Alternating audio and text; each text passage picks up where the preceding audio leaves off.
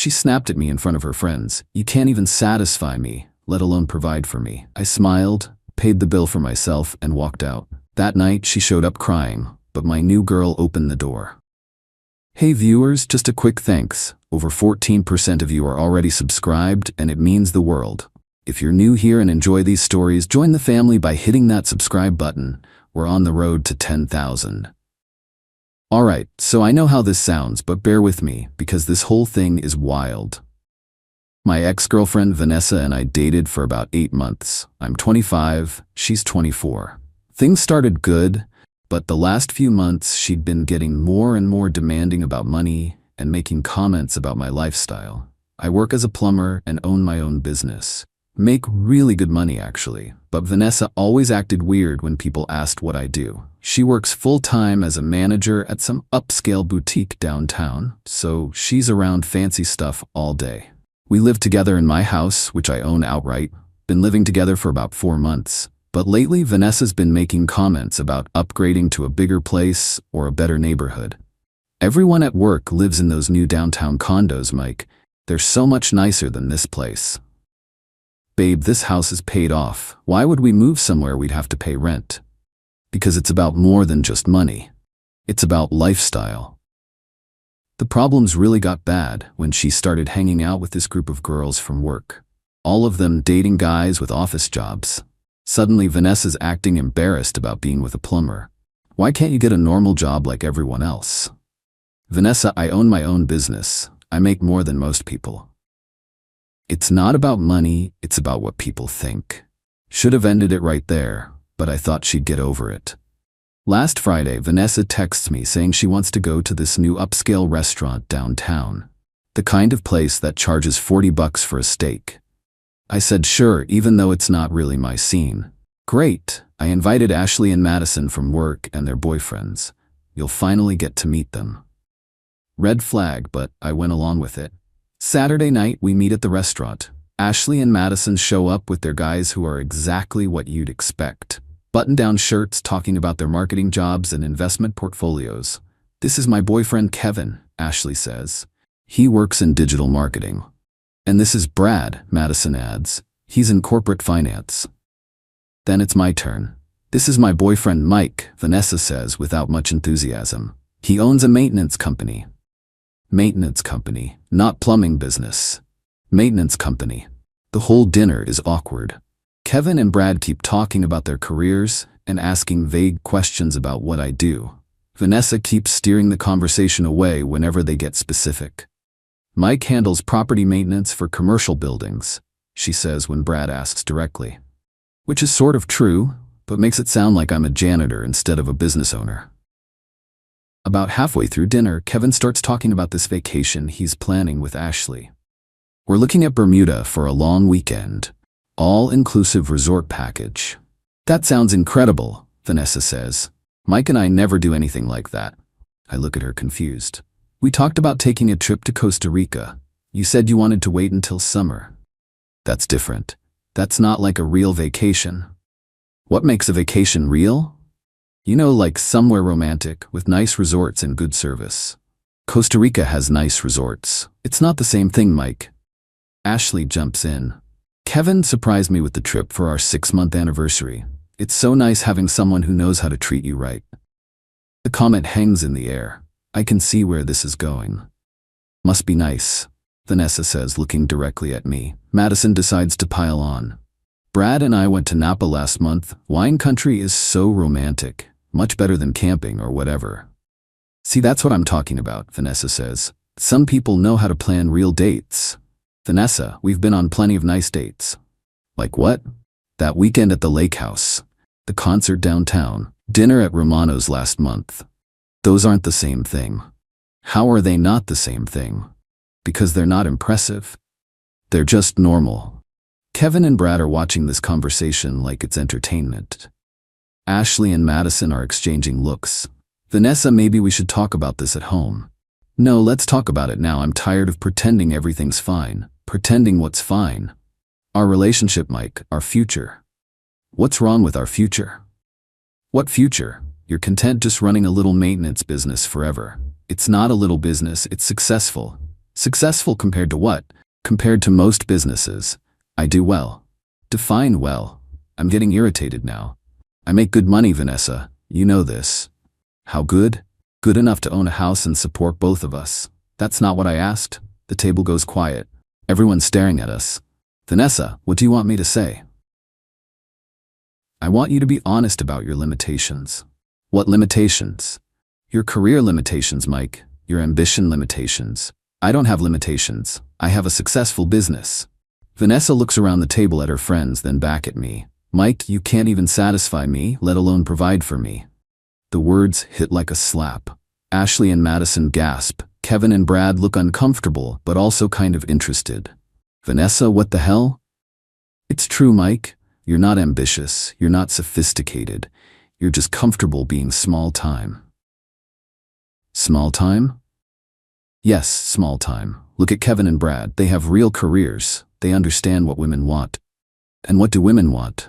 Success, growth, someone who's going somewhere in life. I sit there for a second processing what just happened. My girlfriend of 8 months who lives in my house just told me I can't provide for her in front of people I've never met. Then I started laughing.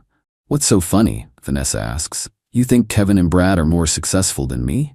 They have real careers, Mike. Kevin, you work in digital marketing, right? Yeah, why? What's your annual income if you don't mind me asking? Mike, don't, Vanessa warns. I make about $70,000, Kevin says. That's great. Brad, what about you? Around 85. Cool. So Vanessa, since you think I can't provide for you, want to know what I made last year? Mike, stop this. $160,000. The table goes dead silent. That's impossible, Madison says. Nope. Plumbing business is really good. Emergency calls, commercial contracts, new construction. I'm booked 6 months out. Ashley looks shocked. You make twice what Kevin makes. Yeah, but apparently that doesn't matter because it's not sophisticated enough. Vanessa's face is bright red. Money isn't everything, she mumbles. You literally just said I can't provide for you. Seems like money was pretty important 10 seconds ago. It's not about the money, it's about image. Image? Yes, image. What am I supposed to tell people when they ask what my boyfriend does? You tell them your boyfriend owns a successful plumbing company and makes 6 figures. It's not the same thing. You're right. It's better because it's real success, not just a fancy title. I signal the waiter over. Can I get the check, please? Mike, what are you doing? I'm paying for my dinner and leaving. You can't just leave. Watch me. The waiter brings the check. $150 for 6 people. I look at it and calculate my portion. 2 drinks and the salmon, so about $35 including tip. Mike, you always pay when we go out, Vanessa says quietly. You just told me I can't provide for you. Figured I should stop trying. I put $40 on the table and stand up. Thanks for dinner, everyone. Good luck paying for the rest. Mike, sit down. Don't make a scene. I'm not making a scene. I'm leaving. You can figure out how to split the rest with your sophisticated friends. I walked out of that restaurant, feeling like I'd dodged a bullet. Got home and sat on my couch thinking about what just happened. Vanessa had been living in my house for 4 months, eating food I paid for, sleeping in a bed I bought, and she just told strangers I couldn't provide for her. My phone started buzzing around 11 p.m. Texts from Vanessa. Mike, I'm sorry. I didn't mean what I said. Ashley had to lend me money for my part of dinner. Can you Venmo me back? Mike, please answer me. I'm getting an Uber home. We need to talk. I didn't respond to any of them. She got home around midnight and tried to talk to me, but I went to my bedroom and locked the door. Sunday morning she was gone when I woke up. Left a note saying she was staying at Ashley's for a few days while I cooled off. Sunday afternoon I was at the hardware store getting supplies when I ran into this girl Emma from high school. We'd been friends back then, but lost touch after graduation. Mike? Oh my God, how are you? Emma, hey. I'm good. What are you up to? Just moved back to town last month. Got a job at the hospital as a nurse. We talked for like an hour in the parking lot catching up. Emma was smart, funny, down to earth, complete opposite of Vanessa. We should grab coffee sometime, she said. I'd like that. We exchanged numbers and made plans for Tuesday. Monday, Vanessa came by the house while I was at work and packed more of her stuff. Left another note saying she needed time to think about us. Tuesday, I had coffee with Emma. We talked for 3 hours about everything. Work, family, goals, dreams. She was impressed that I owned my own business. That's amazing, Mike. Starting your own company takes real guts. Thanks, it's been good to me. I bet. Plus you're helping people. When my bathroom flooded last year, I would have paid anything to get it fixed fast. Completely different reaction than Vanessa's. Wednesday, Emma came over for dinner. I grilled burgers and we watched a movie. She loved my house. Mike, this place is beautiful. You own this whole house? Yeah, bought it 3 years ago. That's incredible. Most people our age are still renting apartments. One of the benefits of getting into business early. Thursday, Vanessa texted asking if we could meet to talk. I ignored it.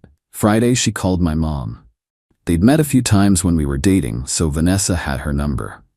My mom called me later laughing. Mike, some girl called me crying about how she made a mistake and needs you back.